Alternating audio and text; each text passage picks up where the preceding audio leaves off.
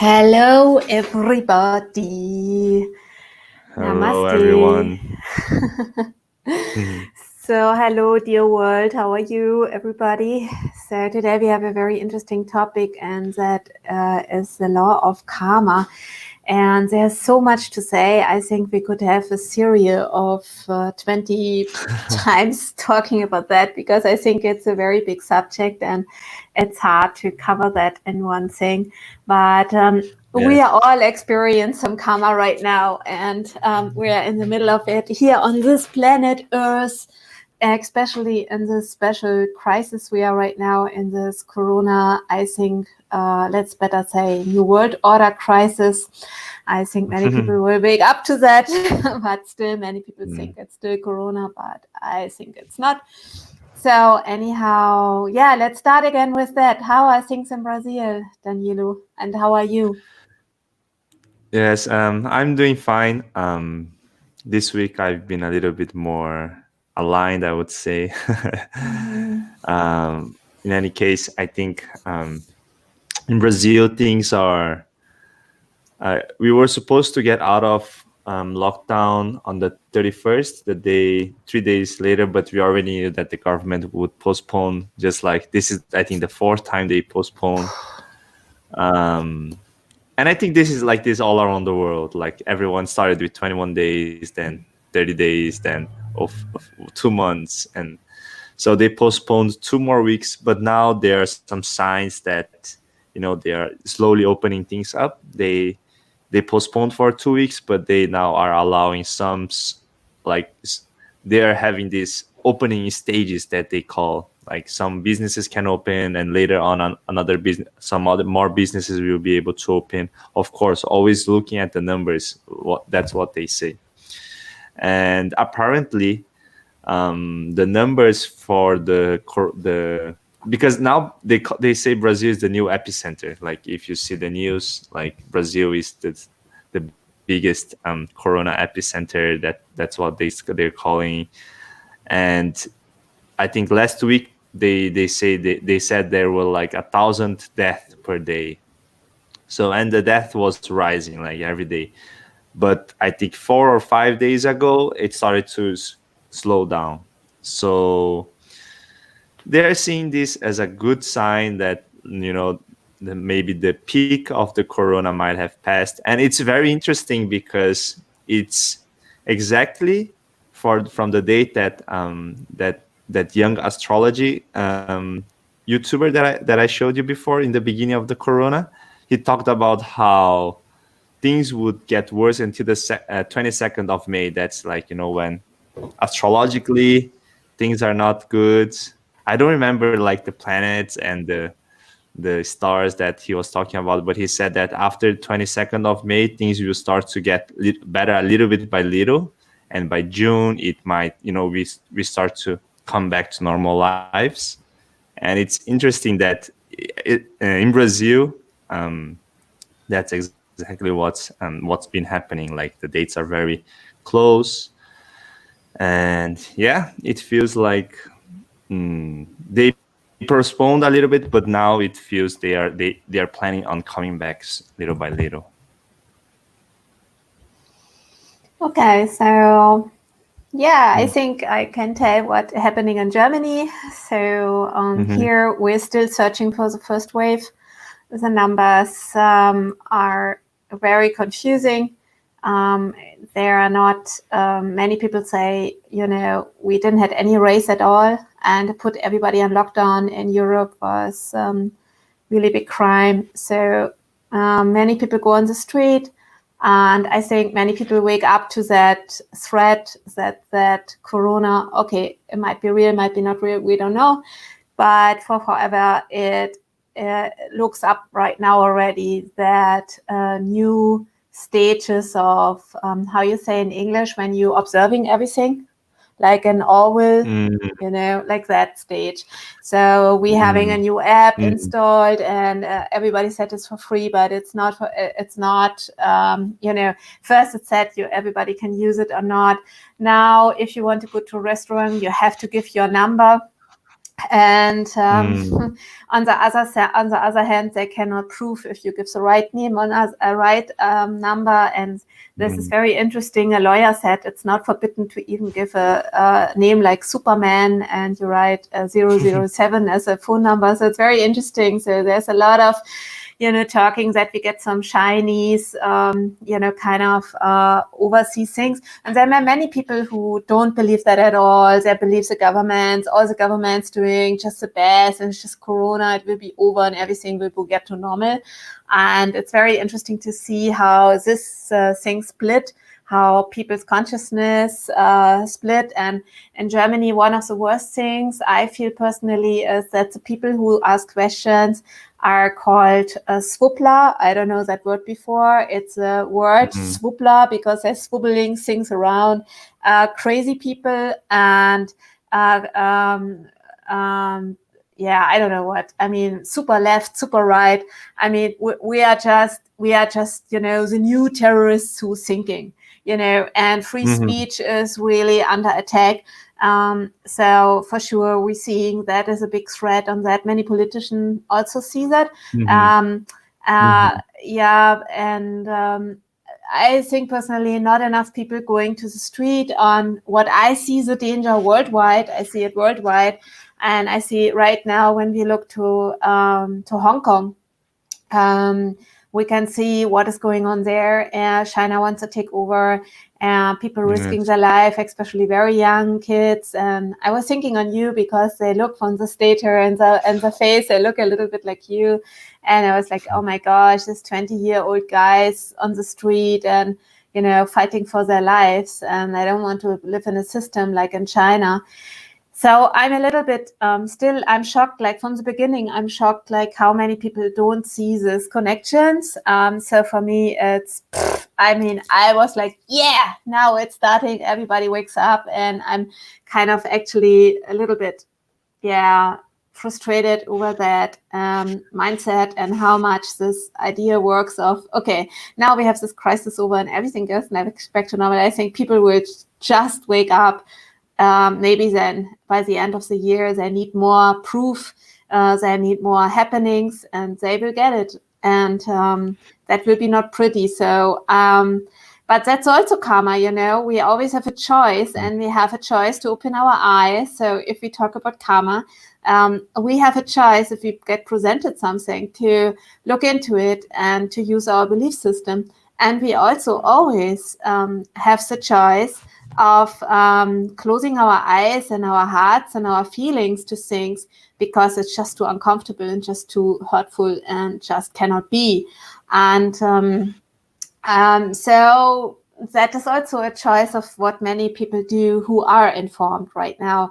So for me, the boundary is there when people switch around truth, when there's very much lies and things. And still, I think things come out.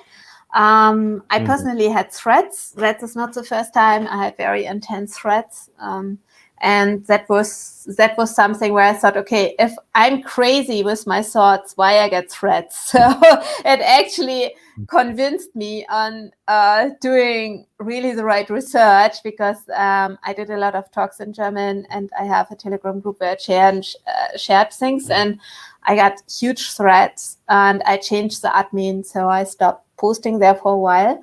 So that was also interesting karma, facing of you telling the truth and you're getting threats. So from the beginning, people told me be careful, and I think I really underestimated that, or I had a naive idea of, no, maybe it's just there. I mean, I'm still asking a lot of questions. I'm not doing any assumptions. It's a group of where we asking questions and where we're researching, and that I think was too much for people. So it's interesting. So I know there's a lot of things behind it, and also here for this planet, on the planet of this level of consciousness where we talked in the beginning of it, this will decide where we go in the karmic level as a collection.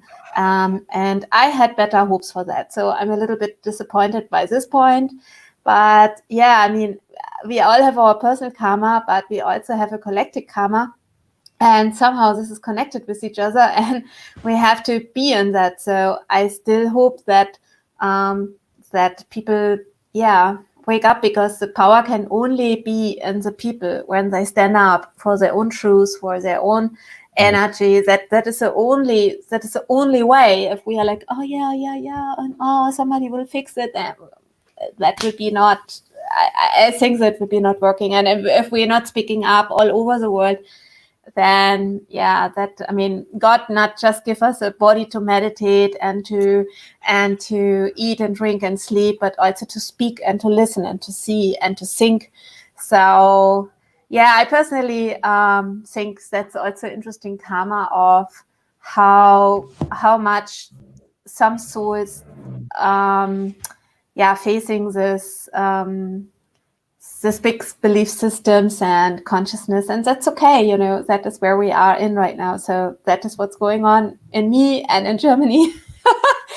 And it's split. There's people who try to wake up people, and then the people who think that everything is just right, and this is just what the government says, and now we are happy because we can more go out, and so now soon we have a corona app, yippee, and we all don't care, and that is so cool, and let's get the vaccinations, and Bill Gates is the great man ever, and there's no threat at all, so let's all go. I mean, those people are there, and that is pretty scary to me. But anyhow, that it is what it is right now. Yeah.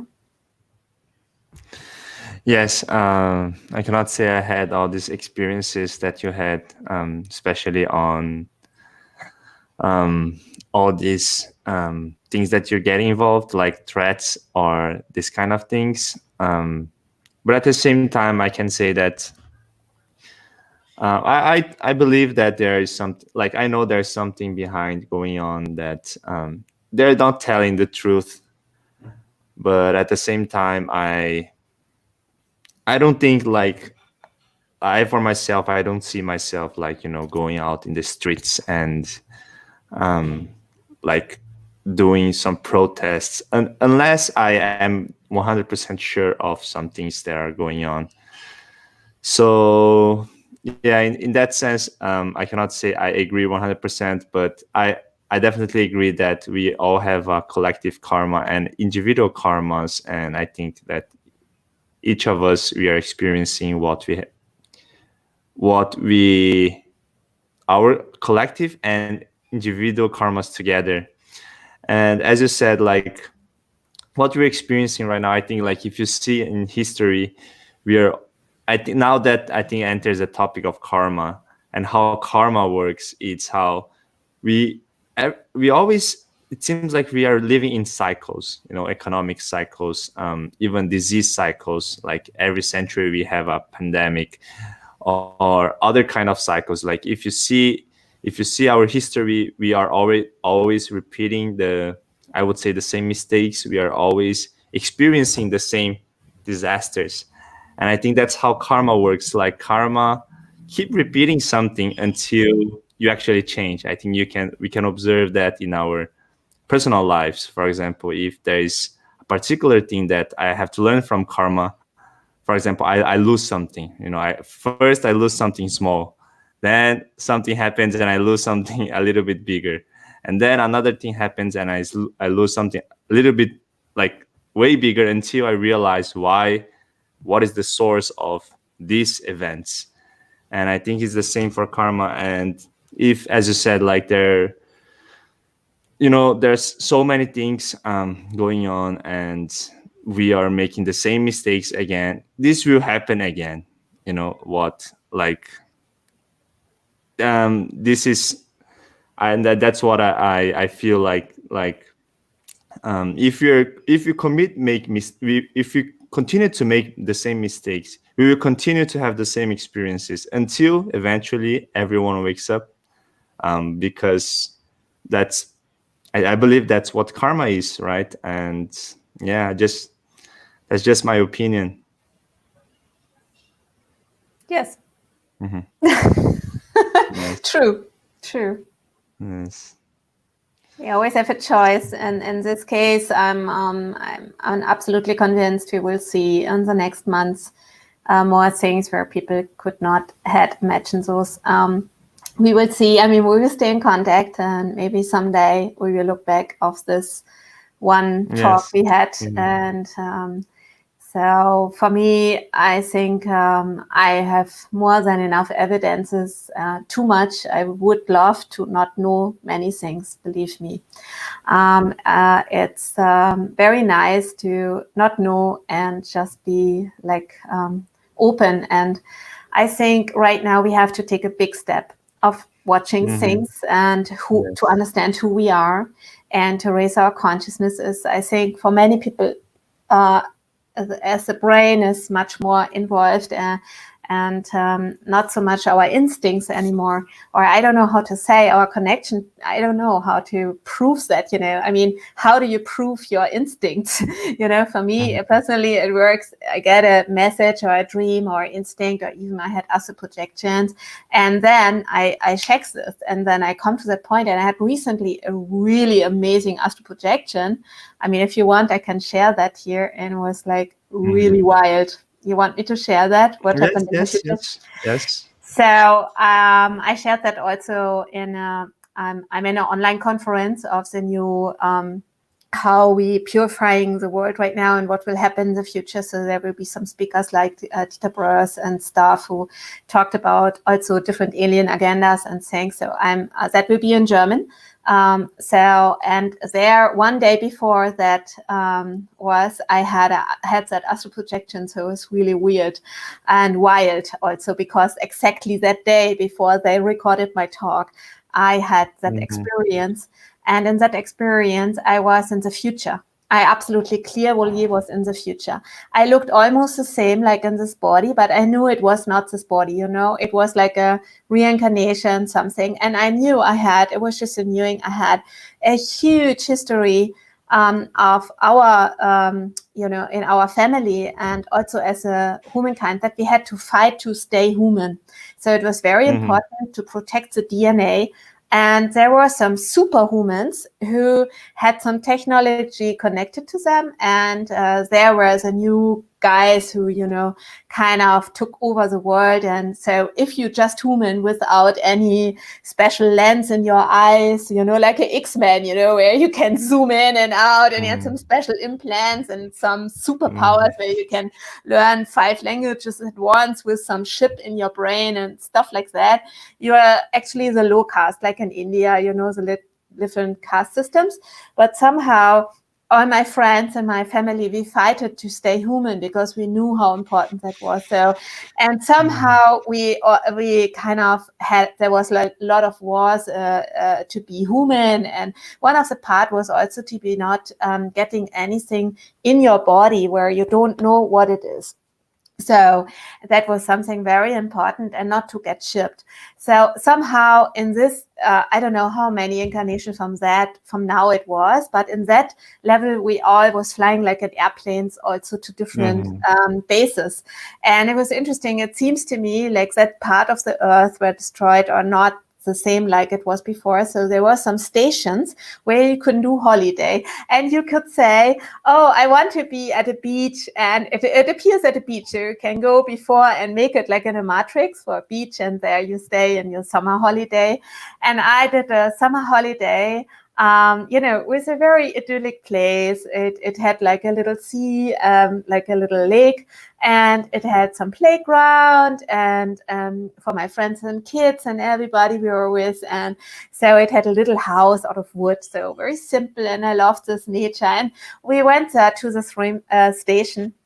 And before that, we had a new kind of government since some years, and that was kind of this big freedom saying, yeah, we made it as a humans. After all this wars, we went through that, and so our DNA is safe. We are still humans, like that. And kind of, that government, I trusted that fully.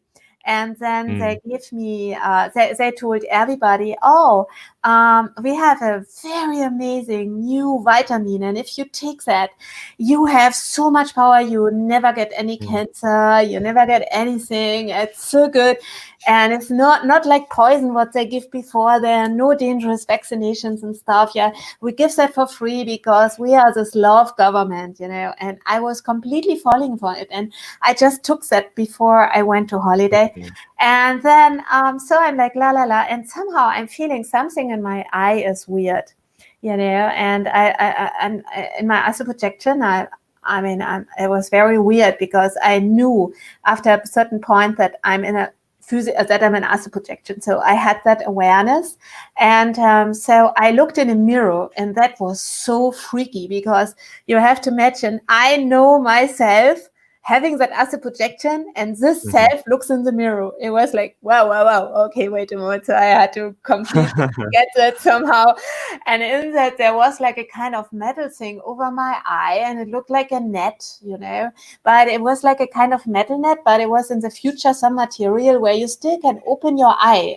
Very weird, like a bandage, but it was metal. And I was like, what? I never wanted to have anything attached to me. I want to be human, don't put this metal. What is that? And then my eye is changed like a reptile. All of a sudden, my eye is like, I like, like a reptilian eye. And I'm like, shit. I'm like, oh no, I was tricked into kind of, and all of a sudden I knew that was a medicine, and I tried to get some, I knew there's a professor who could turn that around if I go there in a certain amount of time right now. And I tried to get a ship and with my friends and everybody. And so they just tried to hunt me because they somehow thought it would be cooler to have me connected with reptile DNA. And it was like, wow. So for those people, I want to say I don't know who is watching that, but some people who research some kind of things like that, it really makes sense. I mean, after I woke up from that acid projection, I came back to my physical body. First thing I went, it was to the bathroom. And I looked into my eye like, oh my gosh. I was like, I'm so thankful I have a nice eye. I'm so thankful. The whole morning I told everybody, I'm so thankful I have good eyes. They're like, okay, Bharati, we know you're weird, but today really a little bit weird, So, wow, that was really amazing. And for me, there was kind of really a message in it. It was like really like, okay, very important to stay human. Yeah. It looks like our future in a dream you see us very into, yes, technology. It looked like it's very important to see who is leading, certain energies and who is in charge of certain control right now. I know it sounds too crazy to be true. I know, but maybe it is. I'm just saying. I mean, I don't have a maybe, but I just want to say maybe it is. So that was a very powerful experience I had there. Yes, that is something that I definitely agree with. Like, we are trying to put on more things on ourselves without fully knowing what our human body is capable of. So that's something I see is as very sad. Like, we're trying to put things that will improve our health, that will improve, like all these things that they want to improve without first, trying to, I think they're already experiencing, but like they don't tell us about like how you could actually fully use your body potential. Like, you could harness prana, chi, you could live longer, you could do out of you can leave your body, you can project things from your pineal gland, you can do all these things that we don't need any technology to do. And we think we already know our body, we think that we already, okay, this is our body's full capacity, but there's so much more to our body. And before putting anything in, why not try to harvest that and improve that, make schools for that. Imagine if there are schools that work with energy, with prana and chi from kindergarten. Wow. like people who are considered masters today might be considered normal people, if the whole society was like that. And that's something that I always think about, like, okay, why we are trying to, put all these things on our body, or trying to improve all our, our lives, without trying to first improve what our body is truly capable of before knowing our body. I don't know if I think that they know about it, but they just don't want to share. I don't know, like, that supernatural capacities. We have so many supernatural capacities. Sure. And I know that I only have experienced like so little, and at the same time it's sad, like, if the whole world was like this, everything that I have experienced might have, like, people from 5 years old might be able to experience what I have experienced until now, like, all these divine capacities that we have. So that's something I 100% agree with. And but at the same time, like, from looking from the I don't know if like, looking from the soul perspective, this is this is just, maybe it's because I don't have the bigger vision, but sometimes I feel like, okay, this is just one more of our incarnations. We have so many others. We have been incarnated in so many other species besides human as well. So I'm like, this is me logically thinking, not feeling or anything. This is me logically thinking, like, if there are 100 millions or even billions more species, why is this human species so important? I know this is important, and I know, but like, I'm saying, like, what I'm saying is, I'm not saying it's not important. I'm just saying that this might not be the end, but like I said, at the same time, I also feel like, but if there is something more for the human species, if the human species is special, even between the species, like, the other species, then things would be completely different. But this is just me logically thinking, like, about how many we had so many other incarnations in so many other planets. But I guess maybe we should just take care of each planet that we are in. And Yeah, yes, I just want to say something to what you're saying. I mean, Ramananda Swami, and so that's him. And he is with, with a Shiva, you can use positive or it's a negative. And, it's something very important to know, that you can use any energy on a good path, or it's on the negative part, but somehow it's also left and right part is also the same. Bird is varying both wings. That is something very difficult to understand for us human beings. So even Shiva incarnated in a different form, in an angry form, doing something wrong. At the end, always the positive form and positive energy takes over. So that's the play, that's the Leela. We call it Leela in India.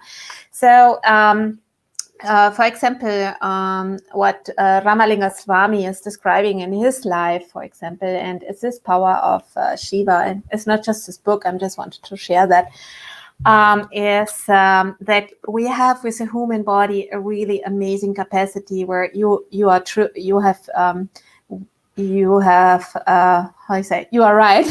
So it's a lot of secret knowledge of most people are not aware of or even understand how much power they have. And the danger, I want to go just to go to that, is that once we're wearing technology, sure, then we can actually get this technology faster, but we are not using our real spiritual muscles. And the important thing is to understand that with technology, you're using the path of the mind, you're using the path of the control of the ego. If you're using the path of God, you're using the path of the heart. And if you're using the part of the black magician, you're using the power, so using only power. So that is super dangerous, and many people do that. And in my opinion, the people who are guiding right now, most of the people on the planet are using the power path. They're using also spiritual power, but only with power, and they don't understand that they're creating so much negative karma. Because in the short term, in this Kali Yuga where we're at right now on this planet, there are special laws. So one of this law right now where we're in, so every planet has a different law and every yuga has a different law. This is all described in different texts, like for example in the Bhagavad Gita, or that is just a small book. There are a lot of texts, there are a lot of messages where proving that. So and they are thousands of years old. And so the thing is, we all have free will, right? We all have a free will. And right now, the thing is that what we going through right now on this planet is that the negative karma, they can play it out actually very strongly. That is the Kali Yuga. So 80 to 90% is this Maya, this illusion. That's why it's so difficult to wake up. Also because the truth is only standing on one leg. There was a time in Satya Yuga where everything was clear. There was also no doubt. There was no defamation. There were even no different opinions, because it was so much download and so much cosmic energy. We all were there like light beings, right? Now we are completely in this big illusion, in this Maya. And of course we want to come out. So to use the technology and to use different things is very, very tempting. But you went there with us to India. You were there where Ramalinga Swami took his light samadhi. So you felt that energy. And of course, it's very easy once we come back to the, when you come back to Brazil, to have a different energy and doubt those things and have a different feeling about things. But these energies are real, and we should not forget how much capacity all of us are having. All of us. Yes. I think to answer the question about the since tech can modify, I think before we want to modify our bodies, we should first know what our body is fully capable of. It's like trying to, let's say if I think I know about the car and I try to modify some things about the car, I might break something else because I don't fully understand the car. Right. So trying to add text or trying to improve some features of or modifying things in our body without fully knowing what we are truly capable of, like the ancient yogis or the ancient Taoists or Buddhists, like the ancient people knew about, might actually harm. For example, pineal gland is something that has been scientifically proven so many times, but we might damage its functionality if we try to put some tech or something else. So I think I don't see tech, maybe it's not a problem or not, but we first have to fully understand what our human body is fully capable of. I think that once everyone knows about, even especially the scientists who are creating the new tech, knows about what we are truly capable of all the things that the human body can do, then they can develop something to improve it. Trying to improve it without even knowing, I think it's a huge risk. So yeah, and we should not forget there's something that's called soul merging. So in India there's a power and it's called Prakaya Pravesh. So that's a yoga. Prakaya Pravesh is something where a lot of yogis do huge sadhanas for 20, 30 years. I mean, huge, some even a lifetime, to merging one part of their soul with another divine soul. Like, for example, some soul with a beautiful divine energy and a beautiful power and cities and yogic power connected, and they're merging that, right? So you heard that in that temple where we went in India to the Kali temple. So that are the soul merging experiences of the avadhuts, especially the real avadhuts. They are capable of that. They can even choose a soul to split their soul too, and all of a sudden you're in an avadhut stage and you're in a different consciousness stage. And so that is also karma. I mean, that's a karma of a long tradition, many times like 1,500 years, I don't know what, of incarnation of being a yogi or yogini to get that energy. So the point is, of course, that also works in the wrong way. So in my case, in my astral projection, I knew I only want to connect it to the divine, and I want to connect it to my human body. It's very important to be human because we have a very special DNA. And in my astral projection, I knew that. And so that is something we have to look at, I mean, there are also other forces, there are also other energies, there are also other entities in the cosmos. So they are not just the higher divine beings, there are also other beings, and they love to merge with us. Yeah, they love that because we have that special heart connection. What they don't have for exemption. No, not for exemption. How you say? Maybe I should not talk. Okay, so there's something I wanted to say, and I think I will not say that. So I see it as a sign. But anyhow, there are some species, let's say like that, they don't have certain vibrations a human being has, and they are love to merge with that. So I think it's. I mean, in my astral projection was like, wow. Actually, the interesting thing is Dieter Brös, I don't know if he also had his book translated. I think so. In German, it's called The Verratene Himmel. It's The Lies of the Heavens, let's say like that. So, and actually, he just did an interview just short before me, and I didn't know about that. I heard that later, and he talked about exactly the same things. I didn't even saw that interview yet. It will come out in, I think, 2 weeks, and it's like, what? So there's something, in my opinion, what is going on. That is what I really believe in the human species also right now on planet Earth, where we have to really be careful, who we follow, who we are, what we want, where we want to go through, and who we want to be. And the matrix is so strong that it's very difficult to even come to that energy to even research or even think or even understand it. For most people, it sounds very crazy, but I absolutely believe it's very, very important right now to look at certain things. Yes. I think like right now it's a very now talking about karma. I think karma is always the effects of karma. It's always here to show us something, be it collectively or be it individually. Something happens so that we can notice, or else it wouldn't happen. Something happens so that we can know and try to find the root cause. It's like let's say you make a mistake. If you don't have any negative side effect, you would continue to make the mistakes. So karma is always here to help us grow in some aspect. So I think the collective and individual karma we are living right now, it's a bunch of alert signs, or like, we should fix this, we should fix that, and it's telling us so many things. So right now I think in every levels, it's a time of reflection and to try to learn from our past mistakes so that we don't experience the things that we're experiencing again, be it individually or collectively.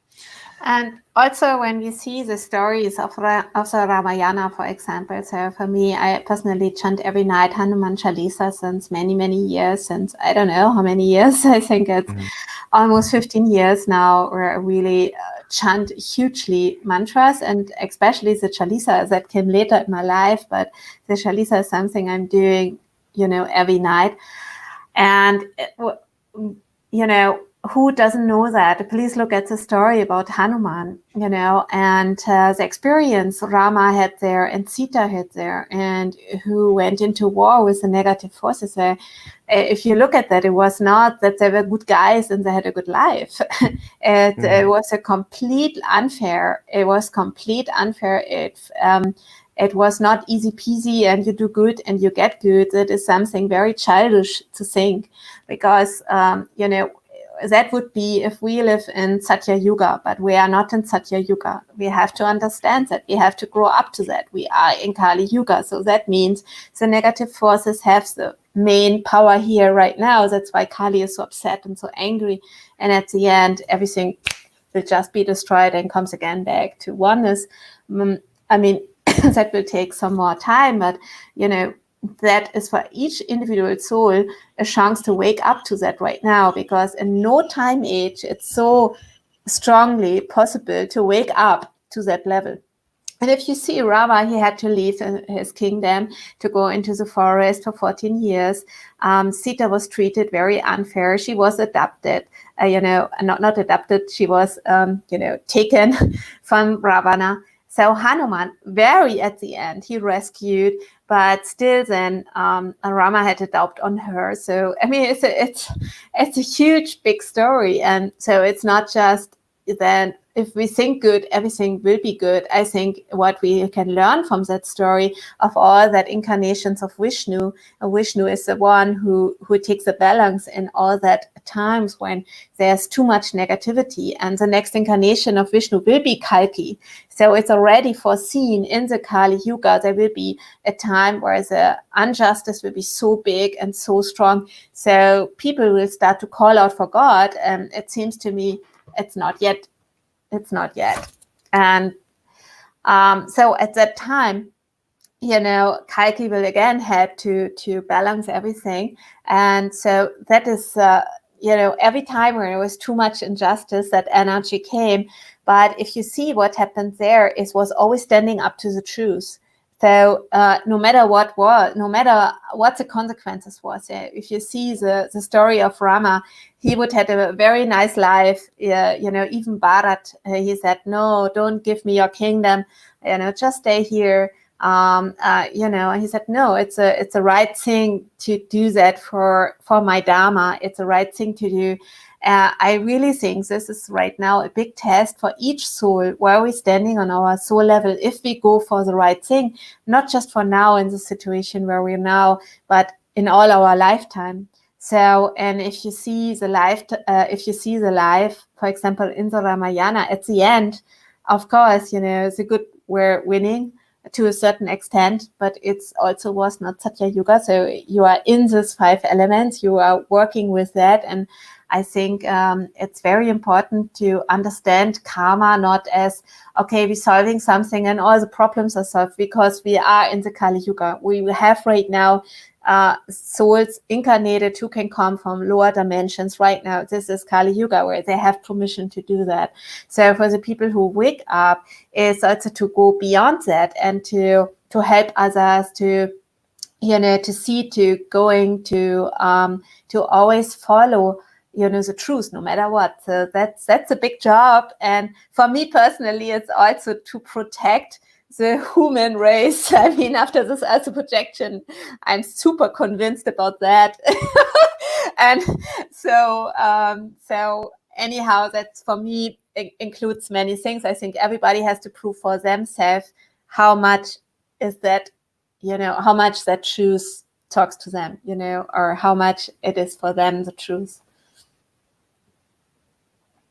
Yes, definitely. And like one of the comments said, I think in times where there's so much misleading informations, like there's so many people talking about so many different things, it's really important to connect to our hearts and follow, the truth that we feel in our heart. I think that's because I don't see there being a definite truth, especially if you think about it. It's like there is a truth, something that we should perceive beyond our 5 senses, but not a truth that you can explain, like, okay, this is this, and that is truth.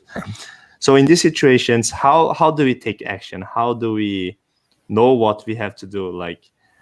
And I think definitely Hanuman did, and all the other saints took actions at some specific times. It's not because they thought, because it's this and that. I think it's something like, it's because they felt in their hearts and they knew what to do by how they felt. I don't think like they were thinking, I'm going to do this because this will happen, that will happen, yes, and that will do.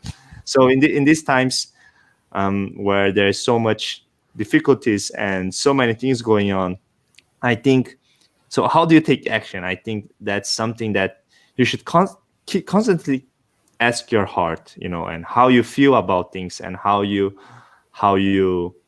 connect to things in deeper levels. So yes, I think that's one of the things that I wanted to talk about today. It's how to take actions on difficult times. And it's just, as one of the comments talked about, it's deeply connecting to your heart. And and I wanted to hear about Bharati's opinion about this as well. Like, how can we take action in these times, and like what is true and what is not? Yeah, I think that is a good question, and because it's very important, also the heart can play some illusion, right? Because we have to understand we have 3 levels. We have the soul, we have the mind, we have the heart. Yeah, but only if we can hear the soul, that soul can give us change our soul, our thoughts, and that is touching our hearts.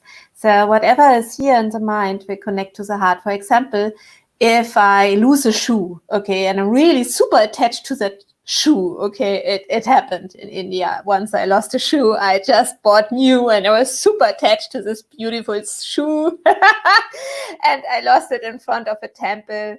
I don't know what happened. Maybe a dog took it away. I was suffering from it, right? So that is my attachment to that shoe.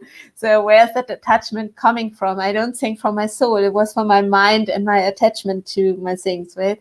So that is very important to see that whatever is happening on the outside is always connected to what we give the power to. If I give the power to the shoe, that it can make me suffer. If I lose it, it gives the power to it, right? So of course I can also just be happy that the dog had a good time with the shoe, and I bless the dog or whoever took it. So what I want to say is there's 3 levels: the soul, the mind, and the heart. And so for example, if I get cheated, or if something bad happens to me or something, I can always feel, with my mind and my attachment connected, and listen to my heart, and I feel heartbreak. Of course, that's normal. That's human. I mean, there are also laws and written also in the old nadis that is so amazing that if you lose somebody you really, really love, for example, that soul, and the heart and the soul needs 7 years to detach. The normal psychology only talks about 1 year, and people in the modern age are like, oh, I don't have any attachment at all. So it's very interesting, right? So there's a deep science behind it, or the soul power. And so the question is, what are we surrounding us? What are we feeding the mind with? What are we thinking, or even if we don't think, and connecting to our soul. And so that's why it's important to, when I'm suffering for something, or I'm having some wish in my heart, or something is, to also a little bit questioning a little bit, always try to get connection to the soul. Always think, okay, what could be on the soul level? And in this time, I really think it's very important that we understand also that we're super, super powerful beings here on this planet, in this human body. As we said, there's so many secrets. People would be amazed if they know how much they can create, how much positive energy, how much it would be important right now to create the world we want to do, and to speak up, and to be strong, and so on. And what is making the biggest problem in the heart is to weaken the heart. And how we get weakened is to fear, and to not trusting. And right now what is happening is a huge fear coming from all media, and oh my gosh, what's happening? And so even if the dark side is there, even if the negative side is there, even we're waking up to, oh wow, we are in Kali Yuga, oh my gosh, oh, there's a dark side. So if our light is burning so strong, if our heart is so strong, we even grew over that energy, and we have the power to create. And I think that is something very important to see. Right now, I feel personally, we're not just creating for ourselves right now, we're creating, everybody has, that is what I feel, has a responsible right now. We're very, very responsible for the next generation of what we do or don't do right now, and what we're able to see or not see right now. And to wash out the fear, to wash out so making ourselves small, that is something that is very important, I feel. Yes, yes, definitely. Making our heart stronger is very important, especially right now. And yes, that's something that I definitely agree. Like, when your heart is strong enough, it doesn't matter what happens, you will have the courage or the guts to follow what you believe in. And that's something that you gotta have energy if you want to do that. Like, it doesn't come from, from a state of where you are, where you don't have enough energy, where you feel lazy, where you haven't been practicing. That situations can only be overcome by, if you have consistently worked on your heart, on your willpower. And yes, definitely that's something that I agree with. Oh, so I love this comment. They are connected, absolutely. Also the mind, heart, and soul are super connected. Calm the mind, and you start to really hear, absolutely. And that's the thing, we hear that from the yogic tradition, from all yogis, is kind of how many thoughts we have, and that thoughts create also the feelings in the heart and the attachments, or the things we are looking for. It creates the glasses we are looking at the world. So imagine it's the thoughts coming down, and we can focus on the souls, and wow, all of a sudden you see a different. And I was like, there's a movie, I don't know if you know that one. There's a guy who has that, all of a sudden he puts a glass and he's like, oh my gosh, that's a different reality as I don't have it. Oh, I put it on again, it's like that. And so it's the same world, but they're different glasses. And I think that we have always a choice, to choose if we walk without glass or with a wake up glass. Like that, right? Yes, and to hear that soul is something what I personally feel is very important, to be also not just in the inner silence or outer silence, but really in the inner silence, when we are on the computer all the time, when we are always doing things, when we are always reading a book, I know friends who listen to hear, how you say, to books, so you can listen to this. Audiobook. Yeah, and they're going to sleep. And I said, don't do that, because, you will dream from that, what you hear in that book. You're not able to hear we should be quiet before we go to bed. We should be meditate, quiet. And Yes. but yeah, I mean, yeah. Yes. Unless it's a divine book. Yes, that is very good. So if you, for example, I brought this book. This is also works on audio. This is autobiography of a yogi. Of a And yogi, yes. yeah, I have it here also. that I is read good. before. I read before I go to bed. That's super. Yes. So yes, Mhm. I think one of the things that I have also experienced this week is how to realize how a lot of times we are not the doer of things. A lot of times we think that we are doing something or we have to do something, but the only thing that we actually have to do is open ourselves and let the energy or the key or the divine universal consciousness flow and act. Yes. It's really weird to think like that, but it's like this. Like, let's say I want to do something, but I don't know what to do. And for my own experience, then I sat down and say, okay, I'll just allow this energy to flow and do whatever I have to do, because there's intelligence in this energy.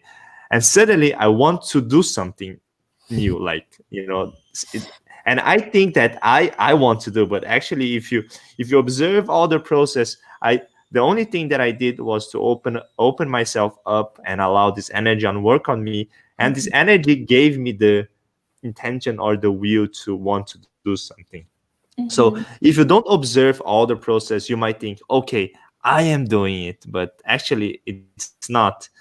And I think, especially on difficult times, especially on times of uncertainty, if you want to make your heart stronger, if you want to actually take action, you actually have to, the only action you should take is to empty yourself and open yourself to this energy. And suddenly you might have the will or the desire to do something that you didn't even have thought before.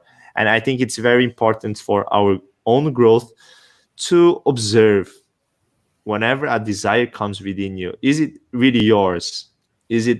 Was it influenced by someone or something you saw, or was it influenced by some divine spark after you open yourself up? So this is a practice that I have been doing lately, a lot lately, just to, whenever, even if you're sitting down or lying down or in the computer or you don't know what to do, you just breathe out, and you just observe. I usually visualize this intelligent energy or divine energy, whatever you have to call, coming into every cell of mine, and just let it work what it have to work.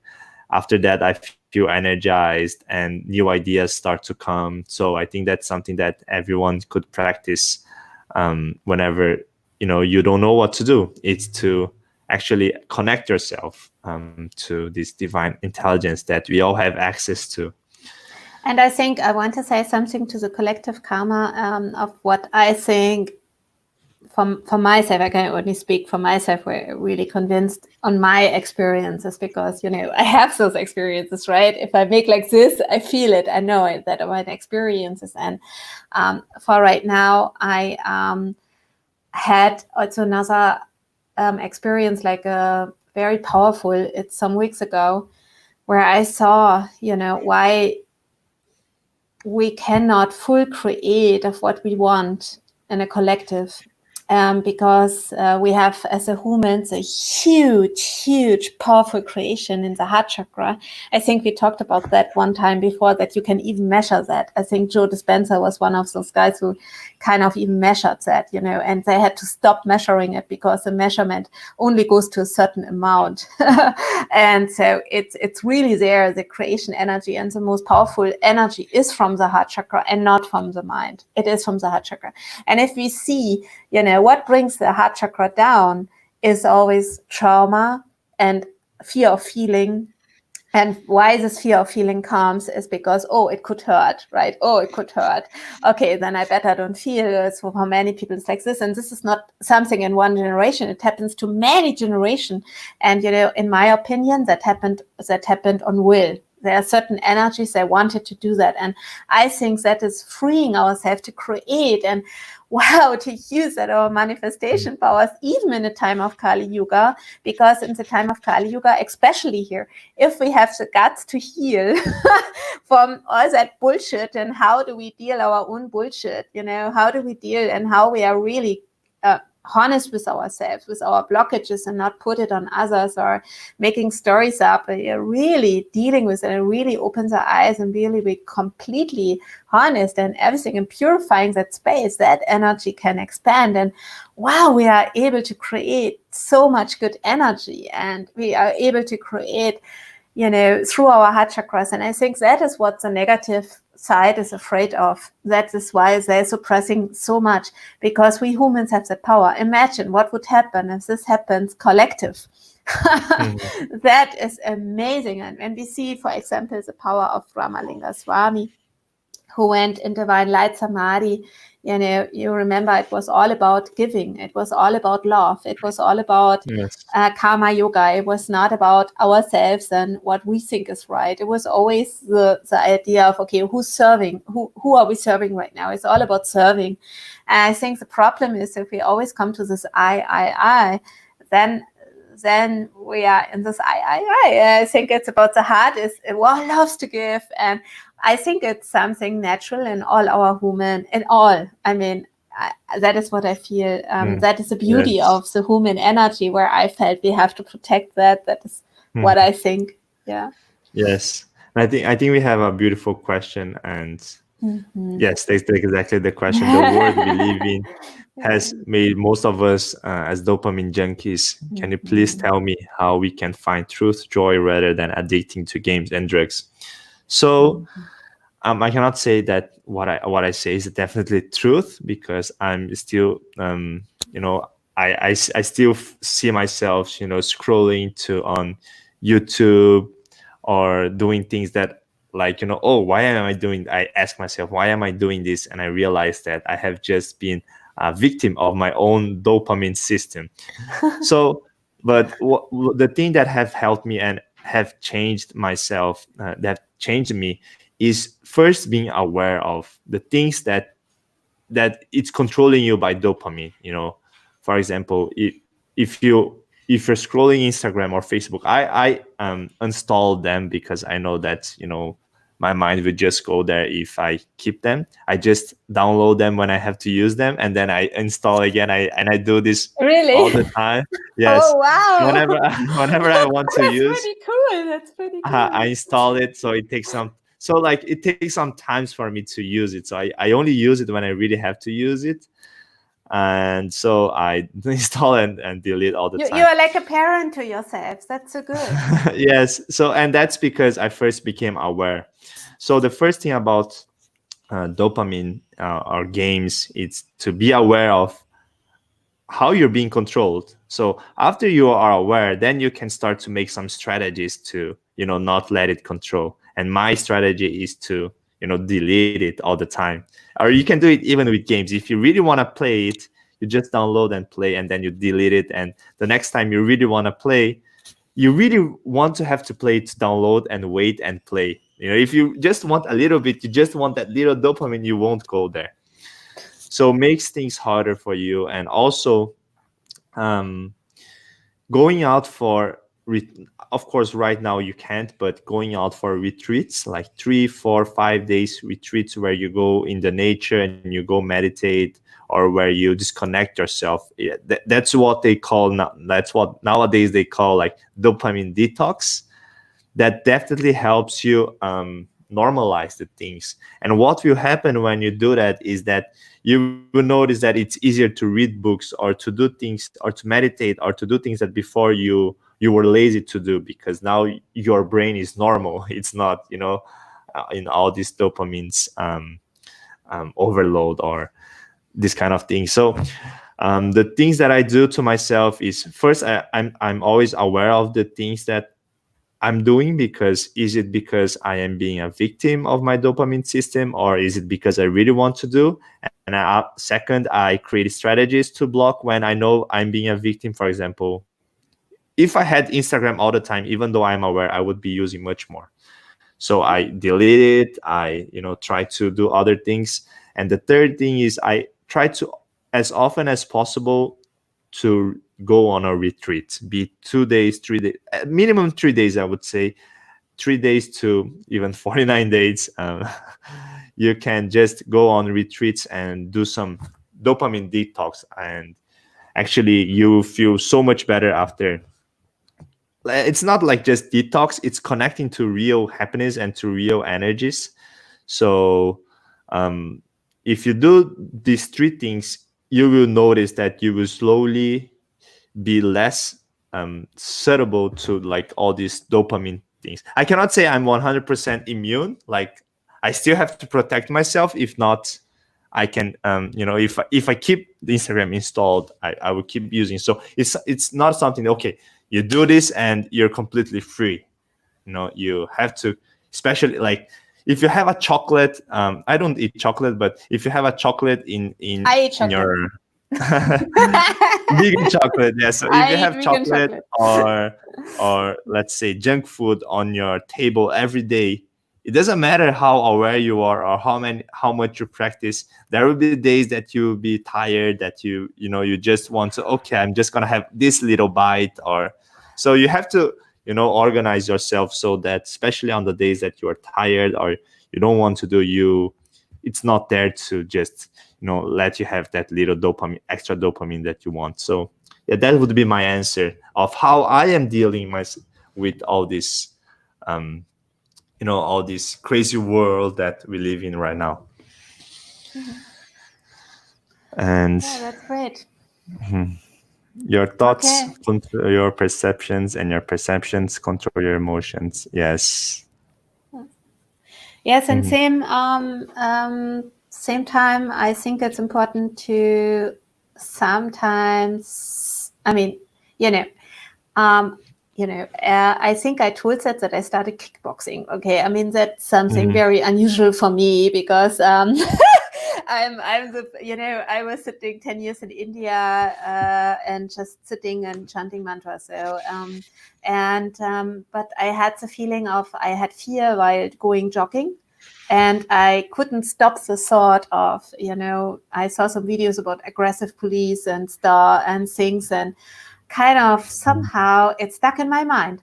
And I tried to not think that, and it became bigger. And then I started to, control that, and it didn't work. And since I'm doing kickboxing sessions, I feel much more stronger, because I think it's also important to sometimes go through the fear. So my next fear is of losing control of certain things. So I start next week, I start paragliding. I will start my first paragliding session. So, and that is something I start to work with my fears there, because I see right now, of course, all this news does something with us. So one of my fears was, for example, I go on demonstrations and some crazy guy who was also in it tried to harm me. So I want to know how to use, and same time I want to know if I cannot control anything, to let go. So and for myself, this is right now I see for myself it's very important that that's my way to really go into it and find a way to really attack those fears, and really face them, and not attacking, like facing them. And so that's my way also, because now I'm so much stronger. I mean, tomorrow morning I have another session, and I feel that day by day that sometimes I felt like doing the sessions I couldn't move.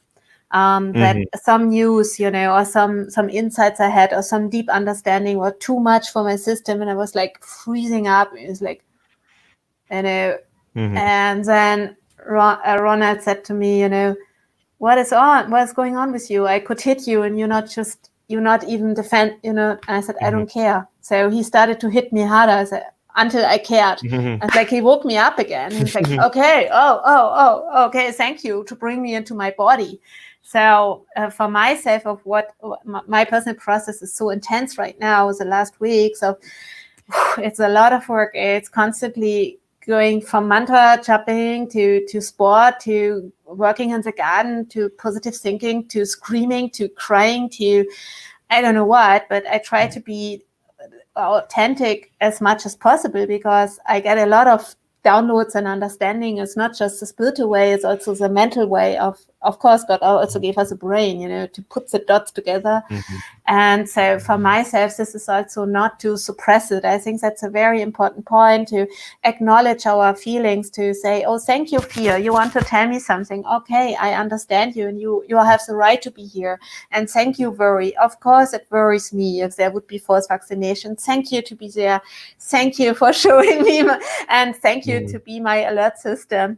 And this is how I personally deal with that. And I can just say it works very well. So maybe that helps some of you to, I've heard personally feel since I'm doing the sports, it really helps me, because sometimes I was not in my body anymore. I was like kind of, and then I felt that meditation alone is not enough. Right now I'm feeling I have to change the gunas super quick. We have the 3 gunas like Sattvic, Raja, Tamas. And right now I feel we have to switch that guna super fast around to keep on. I mean, that's for me how it helps. Yes, definitely moving your body is something I'm lacking, that I should be doing more. Like running, and like it's really easy to experience, get a time where you're not feeling so well, you don't even have energy to meditate. Go out and run for 5 to 10 minutes. You will see how your body changes, how your energy changes, your emotion changes, and how your thinking process changes. Like try to observe that. For me, I've done this so many times that it's so clear. Like you can even make notes of, okay, things that I'm thinking about, like, before I'm worried about before running, and how I'm feeling, and you can make notes, and then try to make the same notes right after you run for 10 or 15 minutes. Like after having some sweat, you will notice how your whole energy changes. And that's definitely something that's it's so true what you're talking about, like, moving your body, waking up, being more here. Yeah, that is something I have to be also like, hey, Bharati, sometimes I get stuck for that for a few hours, and it's like, okay, so that it helped me a lot. And I think for, if we want to create the highest positive karma again in this world, it's again cleaning up this fear, cleaning up this, Yes. feeling helpless, all the things that we have to find ways to confront it and to go through that. It's very, very important. Mm-hmm. Yes. And having the habit to face your fears is very, very, I think it's so important. As we had the author of Fearless here in our channel. Mm-hmm. And he also talks about, and I also like to go bungee jump, to do these things because it's not because of the experience itself. It's not because I have courage. It's because I think now I like a little bit the feeling of overcoming fear. It's not about okay, I just want to jump, and it's just it's like, to go to that point where you have fear but you jump anyway. And I think that is a really powerful experience to bring it to anyone's life. So if in your country you can do that right now, you should do. Yes, it's going over the comfort zone. Yes. Mm-hmm. Yeah, super. Okay. So I hope you got something from this video. I know that we talk about so many different topics, even though we put a title about law of karma, we go and talk about so many different things. But at the same time, it's an opportunity, I think, to get different insights. Yes, I think so. I think it's a time to float also. And thank you for going with that, Danilo, because I personally feel it's a time of, how the illusions are very strong, especially in the Kali Yuga. And we always tend to forget, Saraswati is this most difficult goddess to reach in Kali Yuga. She is the one who gives us divine knowledge. And so I know a lot of yogis and saints who keep Saraswati a picture very near on them, because it's like, even you forget again, and forget again, and forget again. So this connection with the divine is a big job, especially right now, because other energies are so strong in this matrix. So, and from that point, when we have that connection, of course, we create different karma in this energy. And I really pray that we all don't have to demonstrate like in Hong Kong. And I really want to say, please, guys, look at that. What happens there? Why is it demonstrating? It's not just a picture. Mm-hmm. So please try to understand what is happening. And so that is something very important. We want to be in freedom. We don't want to be force-tracked. We don't want to have military enter our homes because anybody thinks we have to be force-tested or anything. We want to have freedom for our lives all over the world, no matter where we are. And so it's about the human race. And this is a karma we're facing, and together somehow. And I really pray so strongly that it doesn't have to come, that we enter some golden age before some Kalki incarnates fully. Because I heard some different yogis that Kalki will not come yet. It will take some more, generations. So I'm a little bit wondering what is really going on, because when Kalki is incarnating, when he's coming, he will be like Krishna or Rama in the next generation. How Rama helped to free Ravana. It will be the same thing. It will be a kind of a positive war, which will end at the end, but we don't want war. We want freedom. So I really pray that we have that power to create that, and that we have the power and the light to bring that on. And for that, I pray. And for that, sending lots of love to everywhere and to everybody. And Yes. So thank you, everyone. Thank you, everybody. See you on the next live stream. Let's talk. Yes. See you soon. Bye.